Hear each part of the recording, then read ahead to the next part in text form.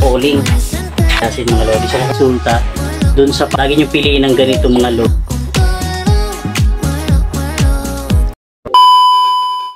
Sana all. Yo, what's up mga ka-short this video guys. Ayan, gagawa tayo ng sinira-sira. Kung mapapansin nyo mga lodi, baliko or tiko yung ating kawayan na gagamitin sa pakpak mga lodi. So tuturuan ko kayo kung paano tuwirin siya. So syempre yan, gagawa tayo ng apoy mga lodi at susunugin natin siya mga lodi. So yan, kapag naunat na natin siya mga lodi, so syempre pupunasan natin siya ng basahan. So makikita nyo mga lodi. So yun mga lodi, ayan, straight na natin siya. So pupunasan muna natin siya ng basahan para hindi mauling mga lodi.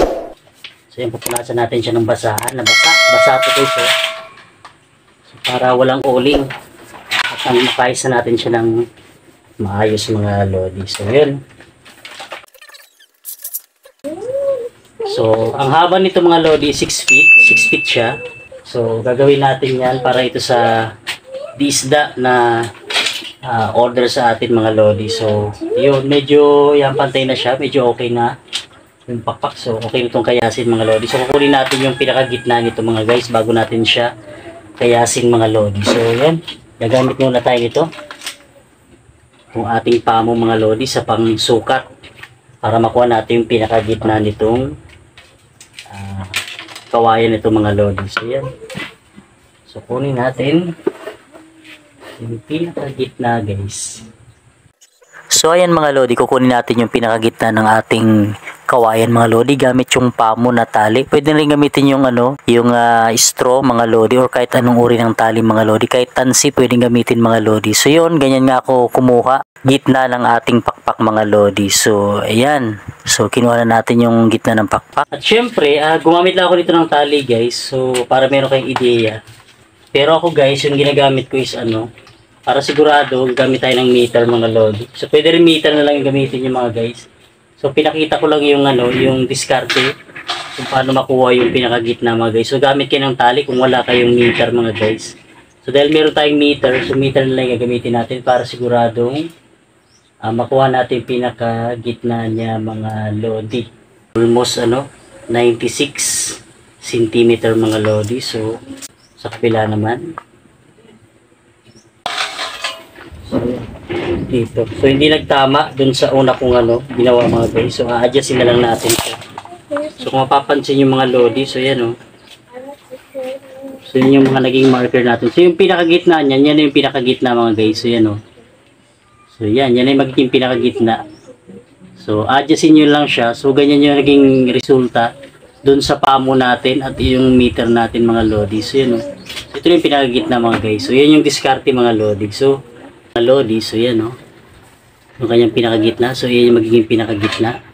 So ngayon naman guys, ituturo ko naman sa inyo yung kanyang bukong mga lodi. So yung kanyang bukong yung kanyang bukong at ito yung kanyang dulo. Kasi dito tayo magkakayas guys ng ating pakpak. So kailangan nandito yung ating bukong mga lodi. So lagi nyo piliin ng ganito mga lodi para sa paghubog ng inyong mga pakpak mga guys. So yan, nandito lagi yung bukong at sa kabila din mga lodi. So 6 feet to yung haba nitong ating kawayan mga lodi. So yan So ayan mga guys. So kakayasin na natin siya.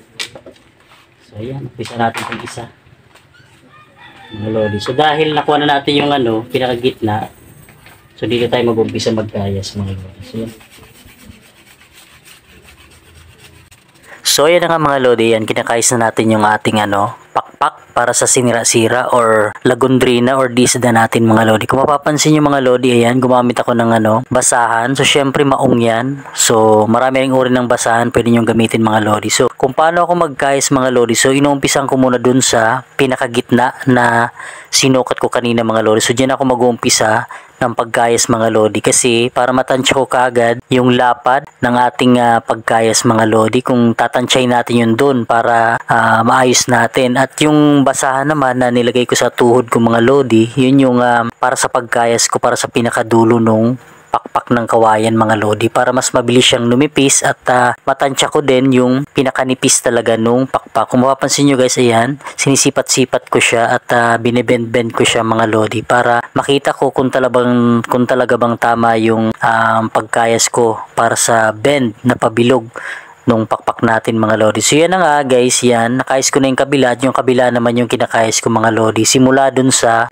gitnang marker na nilagay ko mga lodi. So yun, kung mapapansin nyo guys, yan, paunti-unti kasi sinusundan ko lang yung kayas ko dun sa unang gitna nung kawayan mga lodi hanggang sa kabila nung pakpak mga lodi. Mas mabilis siyang matansya natin yung tamang sukat at tamang pagbend ng ating kawayan para sa pakpak ng saranggola mga lodi. So mahalaga yan mga lodi, yung pagkayas mga lodi. So lalaanan nyo talaga ng oras yan sa mga baguhan mga guys kung makikita nyo itong tutorial na ginagawa natin mga lodi. So ulit-ulitin nyo lang at panoorin tong ating ginagawa mga lodi kung paano ako magkayas. So medyo mabilis nga lang mga lodi kasi matagal talaga magkayas mga lodi. So kailangan nyo ng maraming practice. So syempre ako dahil matagal na rin akong nagkakayas ng saranggola mga lodi. So madali na lang sa akin yan yung pagkayas mga lodi. So syempre ayan, talagang sisipatin mo at kung papansin nyo guys, yan, nakayas ko ng isang pakpak at yun yung binabasihan ko at yun yung sinusukat ko kung tama ba yung lapad, kung parehas ba ng lapad, kung parehas ba ng bend mga guys. Kaya mahalaga talaga yung unang kinayas mo. Kapag napantay mo na yung unang kinayas mo na pakpak, so sa pangalawang kayas doon ka susukat at doon ka kukumpara kung magkasing lapad ba at magkasing tama na ba yung mga kinayas mo mga lodi. So mahalaga yan guys. So susukat ko nga at kung tama na yung pagbend nung para sa hulma ng ating magiging hulma ng ating pakpak mga lodi para sa ating saranggola mga lodi. So yan na nga. Ayan. So yan. Ayan. Susukatin na natin siya kung tama ba, kung pantay ba. Ayan nasukat ko siya sa magkabila. So pantay na pantay mga lodi. So okay na okay yung pagbend. So syempre, kakayasin naman natin yung patindig mga lodi. So syempre, sa pagkayas ng patindig mga lodi, kailangan malaki yung ulo at paliit dun sa pinakabuntot mga lodi. So yan, kinakayas ko na nga siya mga lodi. At syempre, hindi rin kasi pantay yung ating patindig mga lodi. So syempre, uunatin natin siya gamit yung apoy mga lodi. So yan, gamit ko yung yung salata, nilagyan ko siya ng gas mga lodi. So syempre, sinusunog natin yan at unti-unti natin siyang binabanat para mawala yung balik ko or tiko dun sa ating patindig mga lodi. So ayan, ganyan lang unat nung kawayan mga lodi. So susunugin nyo yung mga bukong mga lodi kasi nandun yung mga baliko. So syempre gagamit tayo ng basahan na basa mga lodi para mawala yung uling mga lodi. At yan, kinakayos na nga natin siya mga lodi. At syempre meron pa siyang baliko mga lodi. So unatin pa natin yan. So sa pag-unat yan mga lodi, kailangan nakatika siya para masunog yung pinaka bukong niya talaga mga lodi. Wag yung sa harap mga lodi, yung sa tika niya para madali niyo siyang maunat. So syempre kinakayos ko na siya mga lodi. Yun nga nasabi ko mga lodi, kailangan malaki yung ulo niyan, panipis hanggang sa may buntot mga lodi. So hindi naman ganun kanipis mga lodi, yung tamang-tama lang. At kailangan matigas din yung patindig kasi yan yung magiging backbone ng ating saranggola mga lodi. Kumbaga yan yung magiging body at magiging pundasyon ng ating saranggola mga lodi. So ayan na nga. So, syempre ayan, lalagyan natin siya ng uka mga lodi para dun sa paglalagyan natin ng pakpak mga lodi. So syempre naka-slant yan mga lodi. So lalagyan ko muna siya ng duct tape mga lodi bago ko siya talian mga lodi. So nilalagyan ko ng duct tape para syempre para makapit siya at hindi siya pabago-bago kapag tinalian natin siya mga lodi. Magandang bagay din yan na nilagyan ng tape para mas makapit siya at kahit mabasa siya hindi luluwag yung tali na ginamit yung mga lodi. Yung tali pala na ginamit ko mga lodi, straw yan na merong kulay. Mas mainam na gamitin yung straw na may kulay mga lodi kasi mas makunat yun at maganda ipang tali talaga mga lodi. So kayo na bahala kung ano yung gusto nyo gamitin pang tali, basta ganyan ako gumawa ng saranggola mga lodi. So nilalagyan ko siya ng duct tape mga lodi at syempre bago ko siya talian mga lodi at nakaslant yan, lalagyan mo siya ng uka mga lodi. So pare siya nakaslant. So ang nagagawa pala ng slant mga lodi is nakatulong yan para sa pagbend ng ating pakpak at para mas matibay sa pagbend at syempre sa paghulma din ng ating pabilog na pakpak para sa saranggola natin. At syempre lagyan natin siya ng masking tape mga lodi para sa pinakadulo. Nilalagyan ko niyan dahil para hindi mabiyak yung dulo kapag nilagyan natin siya ng uka mga lodi. So kung makikita nyo, ayan, nilagyan ko siya ng uka. So yan, nilagyan ko siya ng tape para hindi siya mabiyak. So isa rin yan sa mga sikreto mga lodi. Pero kung kaya nyo na walang masking, pwede rin naman mga lodi. Kasi ako ganyan talaga ako gumawa mga lodi. Kung makikita nyo mga lodi, ayan, yung pantali ko guys is ano yan, 60 pound para sa fishing line mga lodi. So leather yan mga lodi at hindi yan na puputol basta-basta mga lodi. So yan yung fishing line na ginagamit ko mga lodi para sa paglalagay ko ng tali sa pinakadulo ng ating mga pakpak mga lodi. So yun tingnan nyo mabuti mga lodi kung paano ako magtali.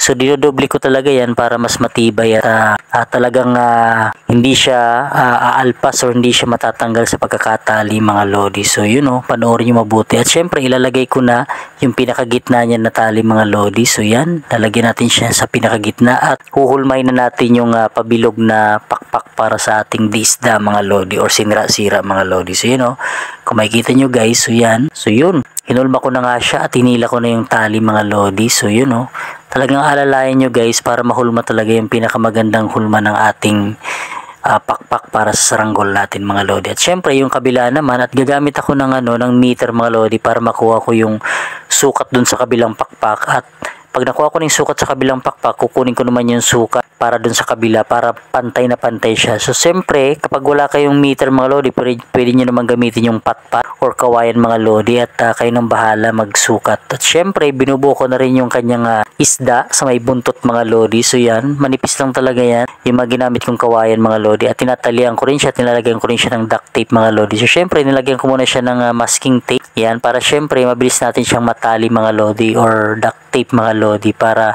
hindi siya kumalas at mabilis siyang matali. Isa rin sa mga advantage mga lodi kaya nilalagyan ko siya ng duct tape or tape mga lodi para mabilis siyang itali at hindi siya pagalaw-galaw mga lodi. So parang nakapix na siya. So malaking bagay din talaga na naglalagay ka ng tape mga lodi. So sa akin lang din naman yan. At syempre pinutol ko na yung mga edge or yung mga sobra ng ating mga kawayan mga lodi. So yan na nga, nabunan natin yung ating disda mga lodi. So yun, papakita ko sa inyo guys, pati yung sukat, ibibigay ko yung sukat ng ating mga kawayan mga lodi sa pagbuko niyang ating 6 feet na disda mga lodi. So yun kung makikita nyo kung gaano kadetalye mga lodi yung ginawa natin. At tatapos na ako yan ng mga 6 PM mga lodi. So ito na yung ating sukat mga lodi. At syempre mga guys, pinag-iisipan ko rin kung ano yung magiging design ng ating sinira-sira mga guys. So dalawang kulay lang din yan kasi yan yung request ng ating followers mga lodi. So principal nga pala yung kukuha at nagpagawa sa atin mga lodi. So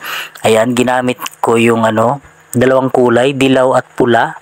So yun yung request din niya kasi favorite color niya din. At syempre nung napag-isipan ko na kung ano ba yung ilalagay kong design mga lodi, so lalagyan ko na siya ng pattern para syempre makat na natin at mabigyan na natin siya ng pattern at design mga lodi. So ganyan talaga ako mag-pattern mga lodi. So pinag-iisipan ko talaga kung ano yung mga ilalagay ko, kung ano yung design na ilalagay ko mga lodi. So ganyan ako mag-pattern guys. So madali lang naman mga guys. So gamit yung cutter at ruler mga lodi. So syempre gamit ko yung yung transparent na tape mga lodi. So yan yung aking ginagamit para mapagdugtong ko yung dalawang kulay mga lodi. So madali lang siya gamitin mga lodi at kailangan flat na flat lang talaga yung pinagpatungan nyo yung plastic na ginagawa nyo mga lodi. So ganyan ako mag-pattern mga guys. So yan na nga. At syempre sa kabila naman guys, gagawa rin ako ng isa pang pattern. So pares na pares lang din dun sa kabila mga lodi. So talagang nilalanan ko talaga ng oras kapag ako yung nagpa-pattern mga lodi. At pinag-iisipan ko at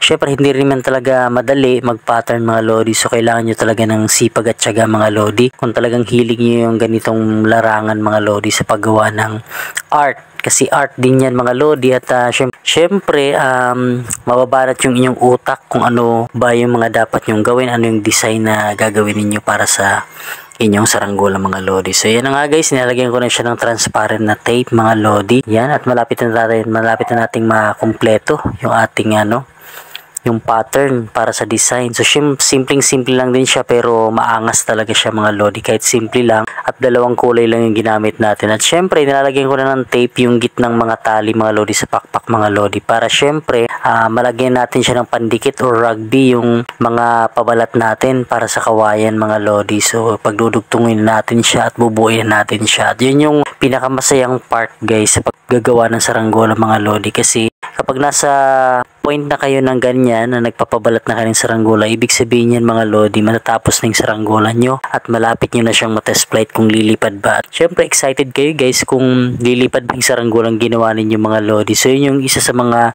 masayang part kapag malapit na kayong matapos magpabalat ng inyong mga saranggola mga lodi. So yan na nga guys, yan nilalagyan ko na siya ng rugby mga lodi para dumikit na yung ating pabalat guys. So charol plastic nga pala yung gamit ko sa mga nagtatanong mga lodi. So napakagandang gamitin ng charol plastic mga lodi. So talagang napakatingkad ng kulay. At syempre yan, lalagyan ko rin ng pattern yung yung buntot mga lodi. At yung ginamit ko nga palang banderitas yan mga lodi. So straw din yan mga lodi na may mga kulay. So marami ding nabibili niyan. So 15 pesos yung isang bugkos, yung straw, yung mga banderitas niya guys, yung sa may dulo ng mga palikpik ng buntot mga lodi. Yun, straw yan mga lodi. Maganda yung gamitin na pang banderitas mga lodi kasi pag tinamaan siya ng hangin, hindi siya napupunit. Unlike sa charol plastic, kapag yan yung ginamit, yun napupunit siya kapag tumatama sa hampas ng hangin mga lodi. So yun nga guys, yun yung part na pinakamasaya mga lodi kasi tinatanggal ko ng mga edge at mga sobra-sobra dun sa sa pabalat natin mga guys. At syempre gumagawa na ako ng parang palikpik or banderitas mga lodi sa mga gilid ng tali nung malapit sa may buntot mga lodi. So dalawang kulay din yan, dilaw at pula mga lodi. So tingnan nyo guys kung paano ako gumawa ng banderitas. Napakasimple lang din. At dahil tali yung ginamit natin, yung leather yan sa fishing line mga lodi, madali lang idikit yan. Lalagay mo siya ng rugby mga lodi at yan na, palidikitin mo na siya at syempre gugupit-gupitin natin siya mga lodi. Ginupit natin siya para magpantay yung mga sobra-sobra at syempre gugupit-gupitin natin siya para magmukha na siyang palikpik mga lodi hanggang sa pinakadulo mga lodi. So yan na nga, tapos na natin mga loding lagyan ng palikpik at napakaganda talaga tingnan mga lodi. At syempre lalagyan natin siya ng parisukat mga lodi. So mahalaga yung parisukat saranggola mga lodi kasi dyan mo malalaman kung maganda ba yung lipad ng saranggola nyo mga lodi. At syempre i-adjust nyo yan kapag medyo paupo or medyo pataas yung inyong parisukat, i-adjust nyo siya at kapag nakuha nyo yung tamang timpla ng pagparisukat mga lodi, so lilipad ng maayos yung saranggola nyo at pwede maging steady siya at na maganda sa paghampas ng hangin mga lodi. So yan na nga guys, excited na rin ako talaga mapalipad tong ating disda mga lodi. So ng mga oras na yun mga lodi. At syempre nagawa ko na rin yung sumba natin nagawa sa Mountain Dew mga lodi. So medyo malaki din yung sumba na yun mga lodi. At yan, ikakabit na natin siya sa ating disda mga lodi. At syempre iti-test flight na natin yung ating bagong disda mga lodi. So yan na nga. So yun mga lodi, ganyan yung disda natin, ganyang kalaki mga lodi. So 6 feet yan. So yan dala-dala ni Kuya Adrian, yung aking panganay mga lodi. Napakaganda talaga ng disda mga lodi. So i-test flight na natin siya para makuha na ng ating principal mga lodi. So yan na nga, yan yung magtatalang kaibigan ng aking anak. So yan. So ayun guys, yun gamit yung telescope na bago namin mga lodi. So makikita nyo yung lipad guys. So yun ng close up talaga yung ating disda mga lodi. So isang talang lang guys. So yan, nung pinalipad ko yun mga lodi, talagang napakaganda ng lipad mga lodi. So yun, kung makikita nyo guys, so yun talagang napakaganda ng bend ng pakpak mga lodi at tamang-tama at talagang hindi siya gumagalaw masyado mga lodi sa ere at lumulutang lang siya mga lodi. So talagang panalong-panalo talaga ng lipad ng ating disda mga lodi. So yan test flight na natin siya at para maibigay na rin natin at makuha na rin ng principal na nagpagawa sa atin mga lodi. So yan nga guys, talagang isang malaking obra din na ating nagawa na disda mga lodi. So kung mapapansin nyo guys yung lipad niya, malakas yung sumba rin mga lodi. So yan, napaka close up gamit yung aming bagong telescope mga lodi sa mga cellphone. So medyo mataas na yung lipad niyan mga lodi pero kitang kita pa rin mga lodi yung lipad niya at talagang very stable at talagang napakaganda mga lodi kung mapapansin nyo guys. So yun so yan na nga guys, yun guys, palipad na natin yung ating so ito siya. So yun steady, napaka steady yung lipad.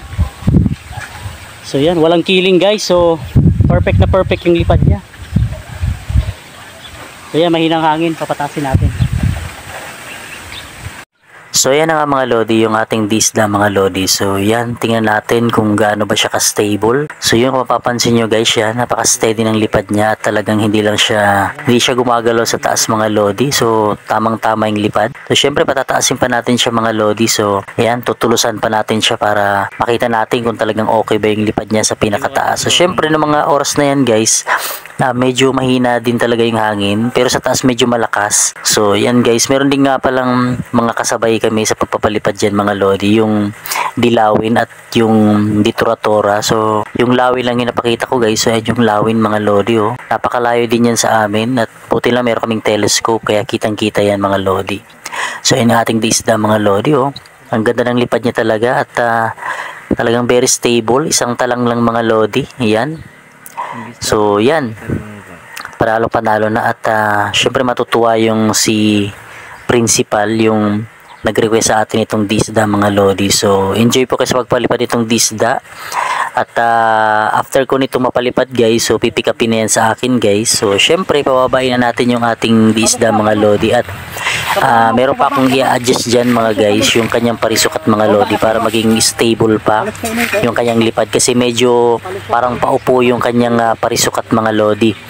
So ayusin natin yan para mas okay na yung lipad niya at kapag binigay na natin kay principal is mas okay na. So ito na nga guys, ayusin natin yung kanyang so yun guys, medyo adjust natin yung parisukat niya kasi medyo ano siya, nakaupo. Kailangan natin i-adjust dito sa lapit mo.